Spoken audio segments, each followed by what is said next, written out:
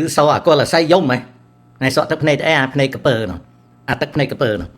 ហើយនឹងហើយអ្នកបំផ្លាញCNRP ចោលហើយបំផ្លាញកម្មសុខាហើយបំផ្លាញពួកសិទ្ធិមនុស្សហើយយកលុយទាំងអស់ហើយបំផ្លាញទាំងអស់ហើយឲ្យអាយឹមសវណ្ណដេញយេហួរចេញពីស្រុកខ្មែរមកកុំឲ្យដោះស្រាយកុំឲ្យចាត់ចែង CNRP ហើយផ្ដួលរំលំហើយពីក្រុងរ៉ូមហើយខំប្រឹងបំផ្លាញចុងក្រោយបំផុតហើយឲ្យយេហួរបង្កើត CNRM ខែមករាដើម្បីកំទេចចោល CNRP ជាស្ថាពរហើយដល់ពេលខែធ្នូ2018ហើយយកថ្ងៃទី2ខែធ្នូនឹងឡើងធ្វើជាប្រធានស្ដីទីហើយប្រើពាក្យថាកម្មសុខានិងអាស៊ីមនុស្សតែមួយដើម្បីធ្វើម៉េចឲ្យកម្មសុខាជាប់គុកហើយនឹងអាលាយរហូតដល់ឥឡូវនេះហែងទឹកភ្នែកកពើហើយនាំនេះភ័យហើយជ្រួលច្បល់ហើយថាគេបញ្ជូនកម្មសុខាឲ្យមកបំបែកហើយមិនបាច់បំបែកទេ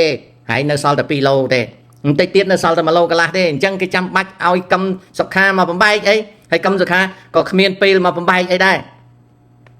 គេមិនល្ងើទេគេដឹងថារឿងក្បត់ CNRP នេះគឺចាញ់មកពីឯងនៅឯផ្ទៃក្នុងនោះអញ្ចឹងឈប់ធ្វើទឹកភ្នែកកពើតា